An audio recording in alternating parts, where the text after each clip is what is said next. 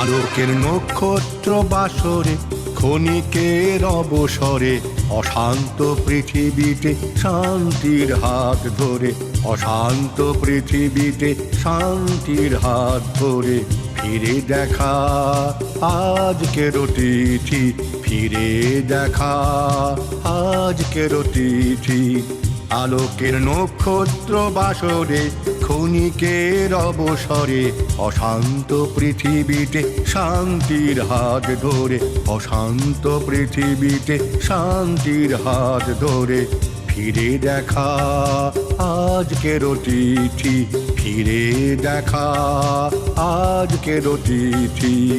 আলোকের নক্ষত্র বাসরে।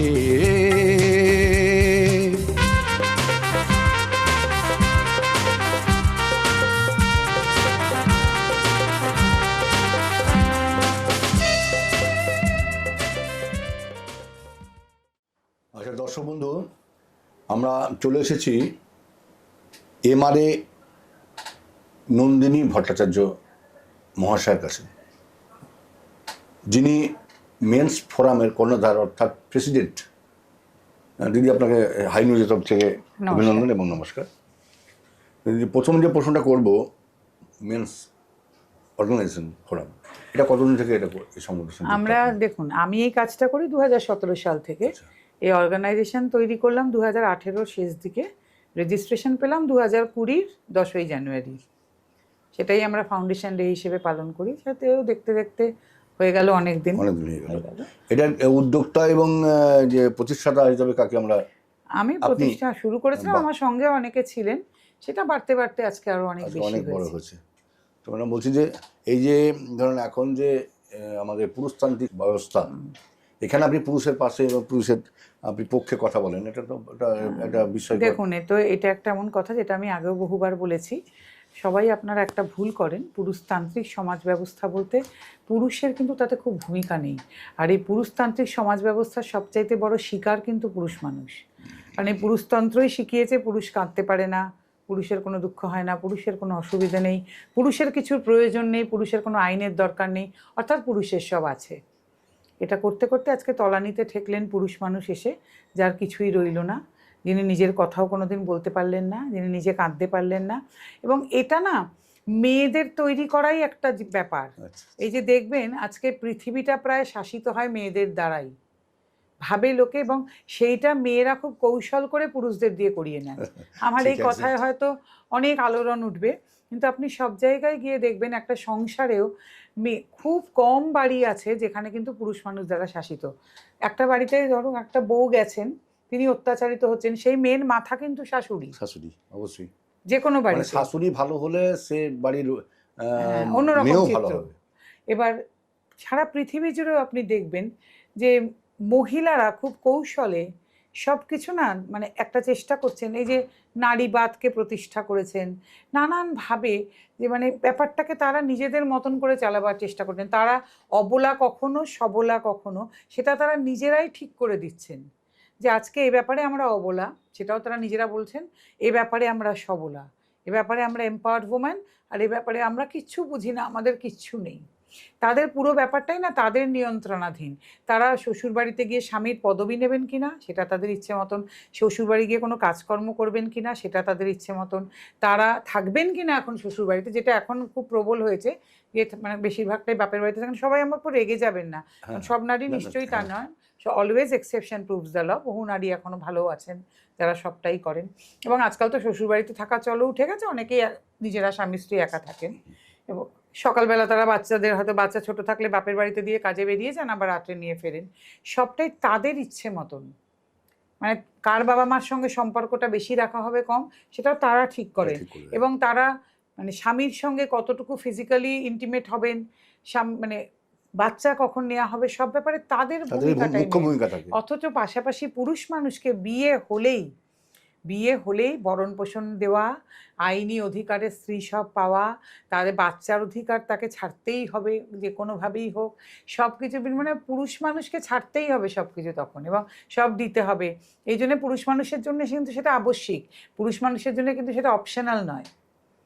এবং পুরুষ মানুষকে কখনো কেউ এটা জিজ্ঞাসা করেনি যে তোমার ইচ্ছে না থাকলেও কি তো মানে এই যে ম্যারিটাল রেপের আইন নিয়ে আজকে এত চেঁচামেচি হয়, কিন্তু কখনো কেউ এটা জানতে চায়নি কোনো পুরুষ মানুষের ইচ্ছে না থাকলে তাকে সহবাসে লিপ্ত হতে হয় কিনা, তার ক্ষেত্রে কখনো ম্যারিটাল রেপের প্রয়োজন আছে কিনা।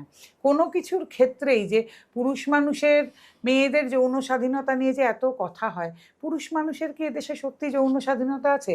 আপনারা কি মনে করেন যে পুরুষ মানুষ যদি কোনো জায়গায় যান, কোনো পাড়ায়, সেটাকে কি যৌন স্বাধীনতা বলে? না। পুরুষ মানুষের নিজের জীবন নিজের মতন করে বাঁচার, আজকে একজন পুরুষ মানুষ তার স্ত্রীর সঙ্গে যদি শারীরিক সম্পর্কে মানে চান, আজকে আমার ইচ্ছে করছে গেলে, তার স্ত্রীর ইচ্ছে করছে না, তাহলে তিনি জানোয়ার।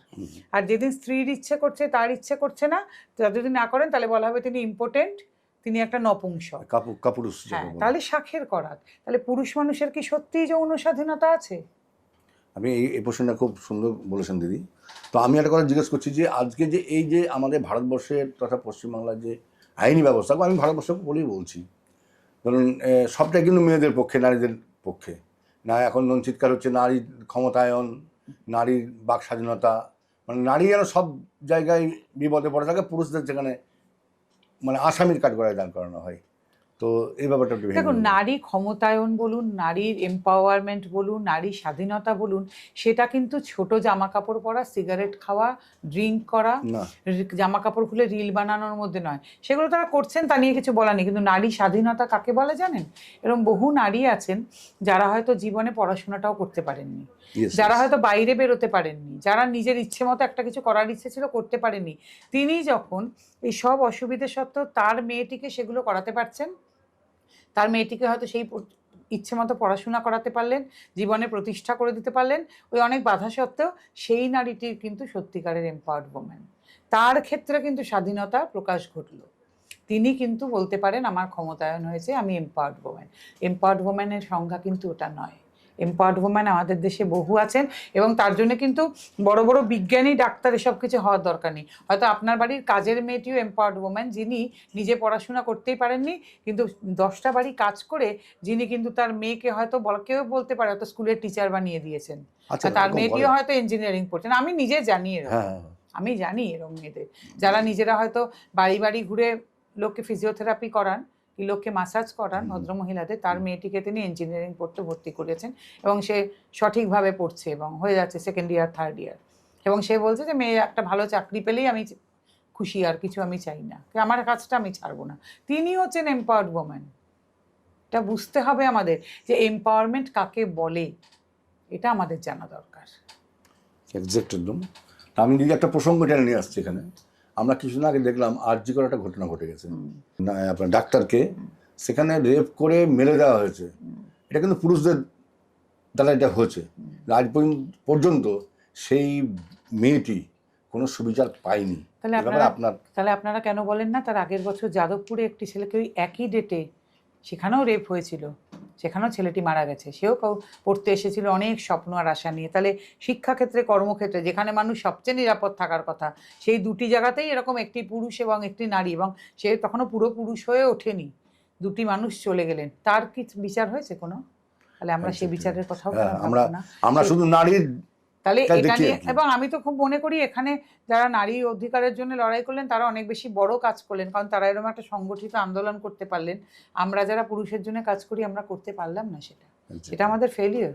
এবং সেই ছেলেটির জন্য তো কোনো বিচার হলো না, তার তো বাবা মার কোল শূন্য হলো, তার জন্য বিচার হলো না। তো নজরুল বলে গেছে নারী পুরুষ সমান সমান, কিন্তু নারীরা এখানে বেশি আইনি সহায়তা পায়, পুরুষরা কিন্তু সেক্ষেত্রে পায় না। হয়নি, কারণ আমাদের পুরুষের অনেক ভূমিকা আছে।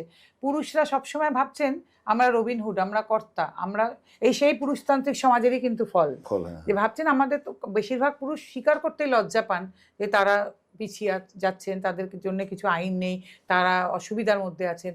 এবং আমার তো এটা কখনো কখনো মনে হয় যে আমাদের যারা কর্তা ব্যক্তি, দণ্ডমুণ্ডের, তারা তো মাথায় বসে আছেন সবাই পুরুষ, তারাও বোধহয় লজ্জা পান এটা বলতে যে আমাদের জন্য কিছু নেই। মানে যারা বসে আছেন আইন মানে মাথার উপরে, লোকসভায়, পার্লামেন্টে, সব জায়গায়, যে আমাদের জন্য কিছু নেই, আমাদের জন্য কিছু হওয়া দরকার, সেটা হলে কি ওনারা মনে করেন ওনারা ছোট হয়ে যাচ্ছেন, মানে ওনাদের ইগোতে লাগছে? কিন্তু ওনারা বুঝতে পারছেন না ওনারা বড্ড ভলনারেবল, ওনারা যে কোনো সময় শিকার হতে পারেন, এবং হচ্ছেনও তো আকছার। কাজে ওনাদেরও তো একটু শিক্ষা হওয়া দরকার। এবং মুশকিলটা হচ্ছে কি বলুন তো, আসলে আমাদের দেশের 10 কি 15% পুরুষ মানুষের হাতে না সব, ক্ষমতা বলুন, টাকা পয়সা বলুন, প্রতিপত্তি বলুন, এবং তারা সব কিছু করে নিতে পারেন। তার ফলে তারা মনে করছেন এটা তো কোনো ব্যাপার না, আমার যদি এরকম হয় আমি তো বেরিয়ে যাব। হ্যাঁ, হ্যাঁ, কিন্তু বাকি 85% পুরুষের তো সেটা নয়, তাদের জীবনগুলো শেষ হয়ে যাচ্ছে। একদম। ঠিক যেরকম 30 থেকে 35% নারী সমস্ত সুবিধা নিয়ে বেরিয়ে যাচ্ছেন, বাকি যে পড়ে আছেন নারীরা তাদের কিন্তু কিচ্ছু হচ্ছে না। কিছু হচ্ছে না। তারা কোনো আইনের সাহায্য পাচ্ছেন না, কোনো আলোও তাদের মুখে নেই, নেই, নেই। তারা যেতিমিরে সেতিমিরেই। তাদের জন্য কিন্তু এসব কিচ্ছু নেই, তাদের কোনো আইন কানুন হয় না। ঠিকই। তারা যেতিমিরে পড়েছিলেন, কোর্টেও ঘুরে বেড়াচ্ছেন, অকথ্য অত্যাচারও হয়ে যাচ্ছে, মারধরও খেয়ে যাচ্ছেন, চূড়ান্ত ইয়ের শিকার হয়ে যাচ্ছেন। তারাও তেমনি কিছু পাচ্ছেন না। এই ডিসপ্যারিটি কিন্তু দুটো জায়গাতে দুটো জায়গাতে একদম সমান সমান। দর্শক বন্ধু, আমরা রয়েছি আমাদের বিশিষ্ট সমাজসেবী এমআরএ নন্দিনী ভট্টাচার্যের সঙ্গে। দিদি, পরের প্রশ্নে যাবো আমরা। আমরা এখন রাস্তাঘাটে দেখছি প্রায় মেয়েরা কি বলবো, সিগারেট খাচ্ছে, ড্রিঙ্ক করছে ওপেনলি। মেয়েদের ড্রেসেও তেমন আবরণ কিন্তু নেই, সেই ড্রেস দেখে পুরুষরা আকৃষ্ট হতেই পারে। এই ব্যাপারে যদি পুরুষ কোনো মেয়ের প্রতি আকৃষ্ট হয়ে কোনো কিছু করে ফেলে, তাহলে যে দোষটা কি মেয়ের না পুরুষের? আমি দেখুন, এখানে একটা অদ্ভুত বিষয় সবসময় দেখি, আপনি যা খুশি পড়বেন, আপনার তাতে কোনো প্রবলেম নেই, আপনি তা যেদিন তাকাবেন তার দোষ। তাহলে আমি সেখানে একটা খুব সহজ সমাধানে এসেছি যে আপনি নিশ্চয়ই যা খুশি পড়ে বেরোতে পারেন, আপনার স্বাধীনতা, তেমনি যিনি তাকাবেন সেটাও কিন্তু তার স্বাধীনতা, তাকে আপনি কিন্তু কিছু বলতে পারেন। আপনার যেমন পড়ার স্বাধীনতা আছে, তার দেখার স্বাধীনতা রয়েছে, তার দেখার স্বাধীনতা। আপনি কিন্তু তাকে এই জন্য বলতে পারেন না আপনি আমার দিকে তাকাবেন না, এরকম কোনো হুলিয়া আপনি কখনো জারি করতে পারেন না। আপনি যা খুশি পড়ে বেরোন না, সেটা তো আপনার স্বাধীনতা, কিন্তু যিনি তাকাবেন সেটাও কিন্তু তার স্বাধীনতা। তিনি কিভাবে আপনার দিকে তাকাবেন এটা কিন্তু আপনি ডিসাইড করে দিতে পারেন না, কখনো ডিসাইড করতে পারেন। এবং তাকে দেখে আপনাকে দেখে উনি কিরম ধরনের মন্তব্য করবেন এটাও কিন্তু আপনি ডিসাইড করে দিতে পারেন না, কারণ সেটা তার বিচার বুদ্ধি অনুযায়ী তিনি করবেন।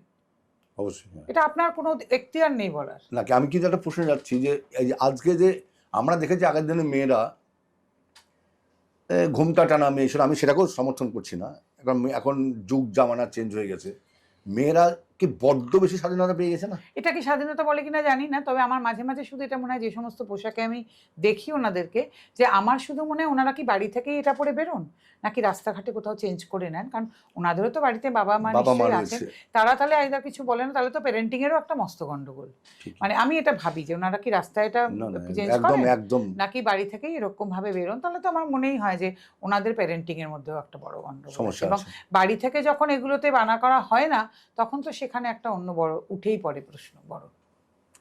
দিদি, আমরা এর পরের প্রশ্নে যাব যে আমাদের যে আমি দেখছি আপনার এখানে অনেক রকম পোস্টার রয়েছে, করোনাকালে পুরুষ কি বেশি মানসিক চাপের শিকার হচ্ছে, তারপরে ক্যান্সারের মৃত্যু বেশি পুরুষের, বাড়ছে স্তন ক্যান্সারের ঝুঁকিও। তো আমি দেখছি বেশিরভাগই পোস্টার আপনার পুরুষদেরকে নিয়ে, আপনি একটা ভালো জায়গা নিয়েছেন। পুরুষরা কি এই সমাজের, যারা আপনি বললেন যে নিজেকে কর্তা মনে করে এবং নিজেকে অভিভাবক মনে করে, কিন্তু আসলে কি আমরা দেখছি কিন্তু পুরুষ কিন্তু অভিভাবক আদৌ নয়, আপনি বলেছেন। হ্যাঁ, আপনি ব্যাপারটা হচ্ছে ঢাল নেই তরোয়াল নেই নিধিরাম সর্দার।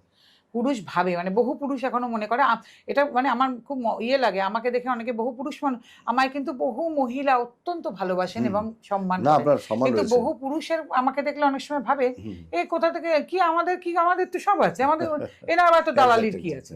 তো মুশকিলটা হচ্ছে ওনারা নিজেরাই জানেন না ওনাদের কি নেই।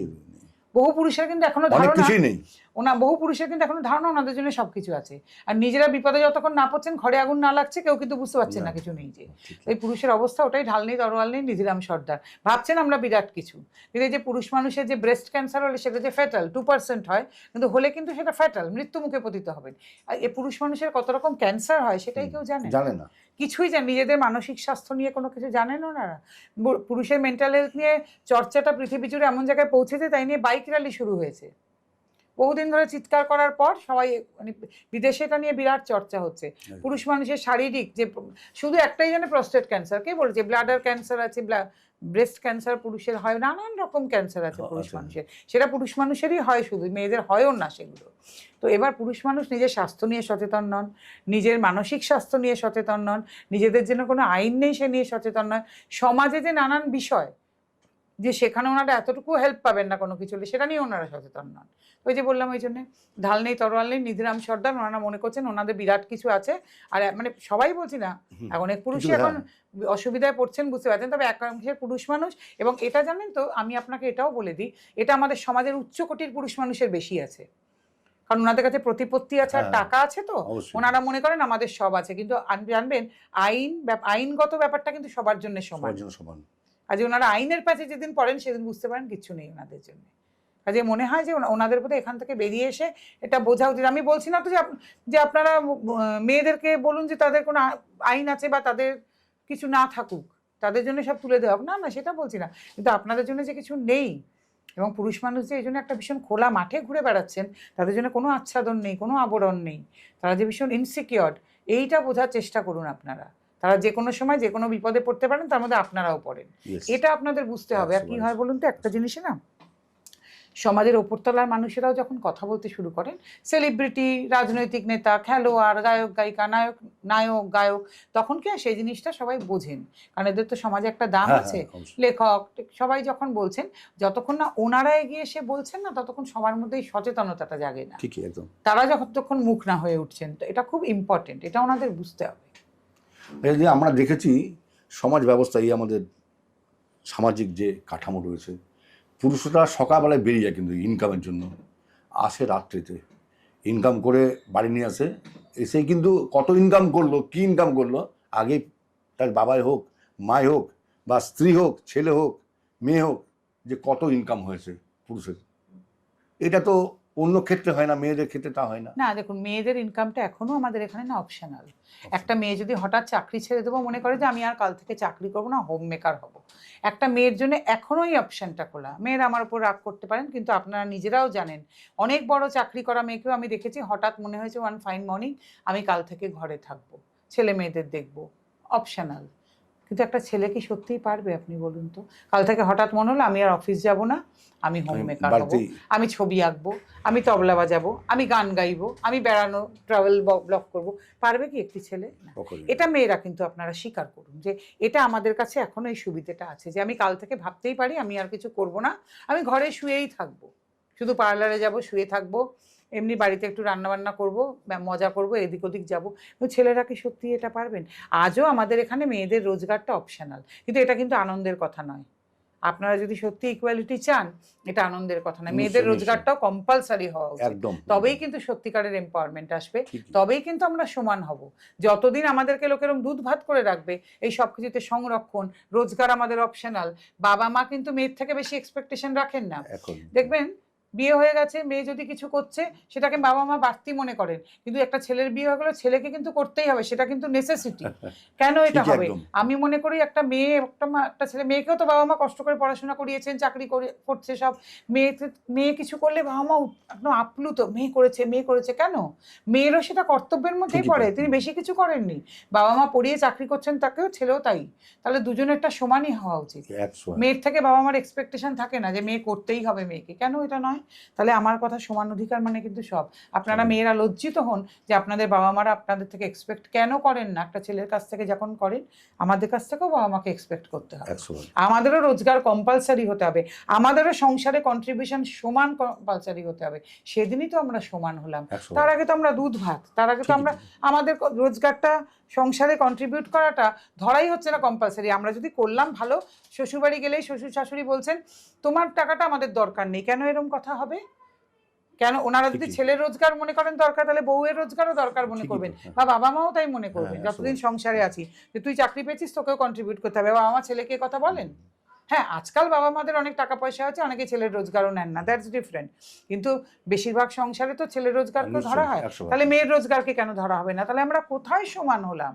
আমাদেরকে তো সবাই দুধ ভাত করে রেখে দিচ্ছে, এটা বুঝতেই পারছেন না কেন আপনারা? আমি বুঝতে পারছি। খুব সুন্দর কথা বলেছেন দর্শক বন্ধু, আমাদের নন্দিনী ম্যাডাম খুব সুন্দর কথা বলেছেন, যে এই যে আমাদের সমাজের যে ব্যবস্থা, সেখানে পুরুষদেরকে সবসময় দেখা হয় একটা জায়গাতে, কিন্তু নারীদেরকে সেখানে দেখা এটাই তো আমাদের সেকেন্ড ক্লাস সিটিজেন করে রাখা, যে আমাদেরটা কম্পালসারি না, আমরা রোজগার আবার দেখেছি ম্যাডাম সামাজিক ব্যবস্থা এই ধরনের একটা পুরো সাইকেল হলো, মেয়েদের দ্বারা কোনো বিচার নাই, কিন্তু একটু যে কোনো খারাপ অভিসন্ধি নিয়ে, আসলে পুরুষরা সেরকম কোনো কাজ করেনি, খারাপ অভিসন্ধি নিয়ে থানায় যায়, কিন্তু সেটাকে প্রায়োরিটি দেওয়া হয়। এটা তো আমাদের আইন কিছু করার নেই।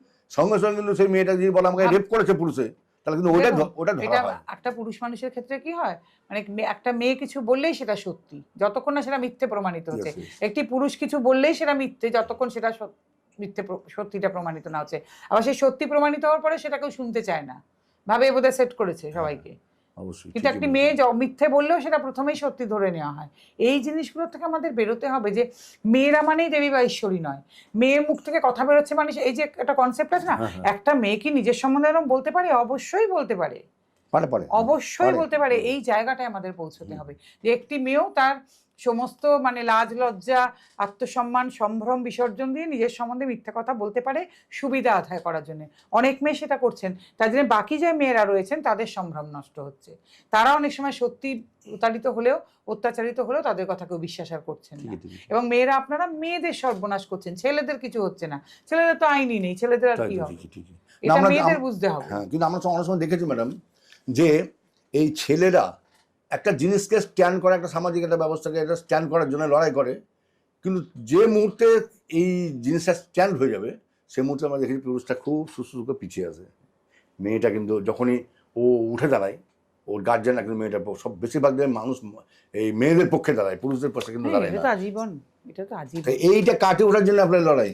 একদম আপনাকে অভিনন্দন, আপনাকে কামনা থাকলো, আমাদের বাসনা থাকলো আপনার কাছে সামনের দিনে পুরুষরা আরো অনেক কিছু পেতে পারবে। আমি পুরুষকে একটাই কথা বলি, আপনারা মাথা উঁচু করে গলা উঁচু করে কথা বলুন।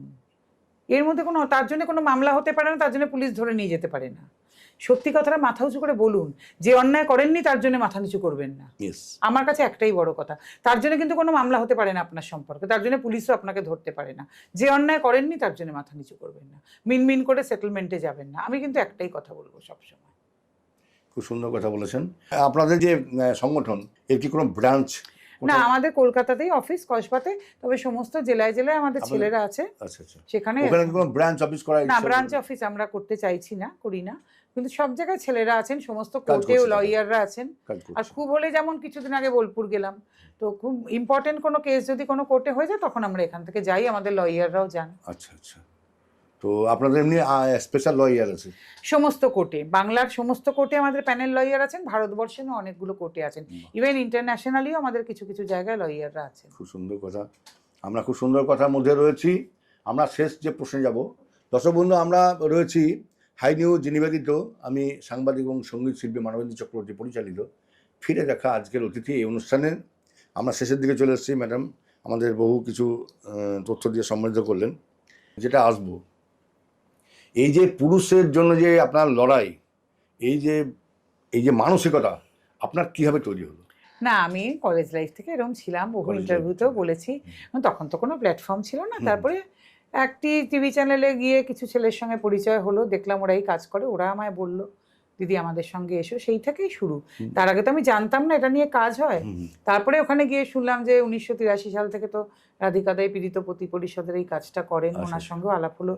দারুণ মানুষ একজন। সেই থেকে পশ্চিমবঙ্গে কিন্তু এই কাজটা অনেকদিন আগে থেকে হয়। তারপর তো দাদা এখন তো একটু বয়স হয়েছে, শরীরও ভালো নয়, তো তারপরে তো আমরা করছি। আরও কিছু কিছু সংস্থা আছে যারা কাজকর্ম করে, ভারতবর্ষ জুড়েও কিছু সংস্থা আছে যারা কাজ করে। আর এর বেশি কিছু কি কোনো ভাবনা চিন্তা আছে? হ্যাঁ, ডেফিনেটলি। আমাদের তো মেন লড়াই দেখুন মেন্স কমিশন। আইন চেঞ্জ হওয়া কিন্তু একটু কঠিন কাজ, মানে আইন চেঞ্জ হওয়ার জন্য আপনার অনেক প্রক্রিয়া আছে, কিন্তু মেন্স কমিশন কিন্তু চাইলে সরকার একটা করতে পারেন, কেন্দ্রীয় সরকার। এটা কিন্তু খুব কঠিন কাজ নয়। তো আমাদের মেন লড়াইটা কিন্তু সেই উদ্যোগে, কারণ ভারতবর্ষ যেটা একটা মানে এরকম পুরুষ আয়োগ তৈরি হয়েছে, আমি বাংলা থেকে সেখানে আছি, যে আমরা সেটার লক্ষ্যে লড়াই করছি যে একটা মানে মেন্স কমিশন তৈরি হোক। সেটা ভীষণ জরুরি, কারণ নারী কমিশন আছে, শিশু কমিশন আছে, সিনিয়র সিটিজেনদের জন্য আছে, সব কিছু। ইভেন আপনি দেখবেন গাছপালা পশু পাখি সবার জন্য কিছু না কিছু আইন এদেশে আছে। তো একটা পুরুষ মানুষের জন্য কি আর আইন হতে পারে না? তার পুরুষ মানুষ কি তাদের সবার থেকে নিকৃষ্ট? যাদের ট্যাক্সের টাকায় দেশ চলে, আজকে যদি আপনার একটা যুদ্ধ হচ্ছে পুরুষ মানুষ, আজকে বর্ডার রক্ষা করতে হচ্ছে পুরুষ মানুষ, মারা যাচ্ছেন পুরুষ মানুষরা দলে দলে, ট্যাক্স দিচ্ছেন পুরুষ মানুষ, যাই আপনি দেখছেন যত কষ্টসাধ্য কাজ পুরুষ মানুষ, অধিকাংশ বড় বড় আবিষ্কার পুরুষ মানুষ। তাহলে সেই পুরুষ মানুষের জন্য একটা কমিশন চাওয়া কি খুব বেশি চাওয়া? খুব সুন্দর। তাদের প্রতি অন্যায় যেগুলো হচ্ছে সেগুলোর যে লিপিবদ্ধ করা, এবং সবচেয়ে বড় কথা, আমরা পুরুষ মানুষের জন্য কাজ করি মানে তাদের পরিবারের জন্য কাজ করি। সে পরিবারে বহু নারী রয়েছেন, তাদের মা বোনেরা, কখনো স্ত্রীরা, কখনো মেয়ে। তাহলে সেই নারীরাই বা কোথায় যাবেন? তারাও তো বঞ্চিত, তারাও তো অত্যাচারিত। তাহলে তাদের কথা ভাবতে হবে তো। এমন তো নয় যে শুধু পুরুষকে নিয়ে একলা কাজ তাই তো, করছে, গোটা পরিবারের প্রচুর নারী রয়েছেন তার মধ্যে। তারা তো নারী ওমেন্স কমিশনে বলুন, কোর্টে বলুন, পুলিশের কাছে বলুন, খুব একটা পাত্তা পান না। তাহলে সবার জন্য কাজ করতে হচ্ছে। তো তাহলে একটা পুরুষ কমিশন আমার মনে হয় খুব বেশি দাবি নয়, এটুকু আমার মনে হয় চাওয়া যেতেই পারে। হ্যাঁ, অবশ্যই অবশ্যই। তা আমরা শুনলাম যে কোনো পুরুষ ধরুন কোনো ফ্যামিলিতে হেকিল হলো, ফ্যামিলি দ্বারা বা বাইরের কোনো লোকের দ্বারা, দেখা যাচ্ছে ওরা খুব অর্থনৈতিক দিক দিয়ে পিছিয়ে পড়ার পরিবার, আবার সামাজিক দিক দিয়েও কিছু জঘন্য মানসিকতার লোক তাদেরকে পিছিয়ে রেখেছে। তারা কি আপনাদের সঙ্গে যোগাযোগ করতে পারবে? দর্শক বন্ধু শুনলেন, আমি দিদির সঙ্গে রয়েছি, আপনাদের কাছে তো নাম্বারও আছে, নিশ্চয়ই আপনাদের সঙ্গে আমরা যোগাযোগ করতে স্ক্রিনেও পারেন। ফোন নাম্বার দিয়ে দেবো ম্যাডামের। যদি কোনো এলাকায় আপনারা পুরুষরা যারা যদি অন্যায় শিকার হয়ে থাকেন, এবং আমি তো বলবো পাড়ায় পাড়ায় যারা পুরুষ মানুষ আছেন না, আপনারা নিজেরা একটু খোঁজ রাখুন যে আপনাদের পাড়ায় কোনো পুরুষ মানুষকে এরকম ভাবে অত্যাচারিত হতে হচ্ছে কিনা। এই খোঁজগুলো গড়ে তুলুন। যেরকম মেয়েদের কিন্তু এরকম আছে, মেয়েরা খোঁজ খবর রাখেন, আপনারা পুরুষরাই চায়ের দোকানে বসেন, যে পাড়ায় পাড়ায় পুরুষ মানুষ এবং তাদের পরিবার এরকম অত্যাচারিত হচ্ছেন কিনা আমাদেরকে জানান, কোনো অসুবিধা নেই। আমরা কিন্তু বারবার এটা বলছি, এগুলো জানানো দরকার। অত পুরুষের পরিবার হয়তো শেষ হয়ে যাচ্ছেন, ছেলেটি আত্মহত্যা করছেন, তার বাবা আত্মহত্যা করে নিচ্ছে, এটা না আমাদের দায়িত্বর মধ্যে পড়ে, বুঝেছেন? হয়তো সবাইকে পারবো না, হয়তো 10টা পরিবারকে বাঁচাতে পারবো, সেটাই বা কম কি। এমন অনেক ঘটনা ম্যাডাম রয়েছে যে পুরুষ মানুষ একটা মেয়েকে ভালোবেসেছে, সে মেয়েরা দেখালো অফার কোনো ভালো একটা অফার। এবার আপনাকে আমি বলি, এই ক্ষেত্রে হলে মেয়েরা কিন্তু সঙ্গে সঙ্গে থানায় চলে যেতে পারে বিবাহের প্রতিশ্রুতি দিয়ে সহবাস, কিন্তু কোনো পুরুষ কিন্তু যেতে পারছে না। আমি সে কথাই আসছি আপনাকে, তাই না? আমার কথা হচ্ছে এটা কেন জেন্ডার নিউট্রাল হবে না? কারণ যুগে যুগে দেখা গেছে মেয়েরা ডিচ করেছে অনেক। আমি সব মেয়েকে বলতে চাইছি না, কিন্তু বহু মেয়ে আজকে প্রেম করছেন, ছেলেটির চাকরি হয়নি, বাড়ি থেকে বিয়ে ঠিক হয়েছে, যার সঙ্গে বিয়ে ঠিক হয়েছে সে বিদেশে থাকে বা বড় চাকরি করে, চলে গেল। আর মেয়েরা তো দেখুন ভালোবাসা একটু সিকিউরিটি খোঁজে, আমার উপর রাগ করবেন না, কিন্তু এটা তো সত্যি। আর ভালোবাসা সিকিউরিটি খুঁজবেই না ভাই, কারণ সারা জীবনের ব্যাপার খুঁজছে, কিন্তু সেই পুরুষ মানুষটির কি হলো আর ফিরে তাকায় না। অনেকেই সুইসাইড করেছে, সারা জীবন ডিপ্রেশনে চলে গেছেন, হয়তো আর উঠে দাঁড়াতেই পারেনি, বিয়ে করেনি, এরকম বহু। আগে অনেক বেশি ছিল, এখন হয়তো কম। তো এবার আমার কথাতে সেখানে হয়তো তাদের মধ্যে সব রকম সম্পর্কই হয়েছে, মানসিক শারীরিক। এবার মেয়েরা হলে এই ক্ষেত্রে বিবাহের প্রতিশ্রুতি দিয়ে সহবাস বলে থানায় চলে যাচ্ছে, তাহলে পুরুষ মানুষটি কেন যেতে পারবেন না? এই কারণেই কি আইন করা হয়েছে যে মেয়েদেরকে হ্যাকেল করা হবে? সেক্ষেত্রে মেয়েরা দেবী বা ঈশ্বরী, তারা বিয়ের আগে সহবাস করেছেন, এটা আমাদের সমাজ মানতে চায় না, জানাতে চায় না, সেই কারণেই আইন করা হয়নি। এই প্রশ্নগুলো আমার থাকবে সব সময়। আরে তাহলে যদি ছেলেটির ক্ষেত্রে এই আইন করা, তাহলে তো সেই মেয়েটি তখন সহবাস করেছে প্রমাণই হয়ে গেল, তাহলে এই আইন কেন উভয়ের জন্য হবে না? আমি এটা জানতে চাই। এগুলো খুব একটা ভালো খিল্লের মতন মনে হয়, জানেন তো, খুব ইমেচিওর। আমাদের দেশটা না আইনের দিক থেকে অন্তত খুব ইমেচিওর হয়ে গেছে, খুব। যাই হোক, আমরা অনেক তথ্য পেলাম পুরুষের স্বাধীনভাবে বাঁচার ক্ষেত্রে। আমরা অনেক পরামর্শ, অনেক উপদেশ আমরা আমাদের এমআরএ নন্দিনী ভট্টাচার্য মহাশয়ের কাছ থেকে পেলাম। আমরাও সমৃদ্ধ হলাম, আপনারাও সমৃদ্ধ হয়েছেন নিশ্চয়ই দর্শক বন্ধু। কোনো সামাজিক পরিস্থিতির শিকার হলে আপনারা, আমি স্ক্রিনে নাম্বার দিয়ে দেবো ম্যাডামের, স্ক্রিনে ফোন করবেন, ম্যাডাম যতটুকু পারে আপনাদেরকে হেল্প করবে। নিশ্চয়ই। তো আমরা রয়েছিলাম হাই নিউজ টেলিভিশন নিবেদিত, আমি সাংবাদিক এবং সঙ্গীত শিল্পী মানবেন্দ্র চক্রবর্তী পরিচালিত ফিরে দেখা আজকের অতিথি। এই অনুষ্ঠানে আমাদের অতিথি ছিলেন বিশিষ্ট সমাজসেবী এবং এমআরএ অল ইন্ডিয়া মেন্স ফোরামের প্রেসিডেন্ট কর্ণধার নন্দিনী ভট্টাচার্যের সঙ্গে।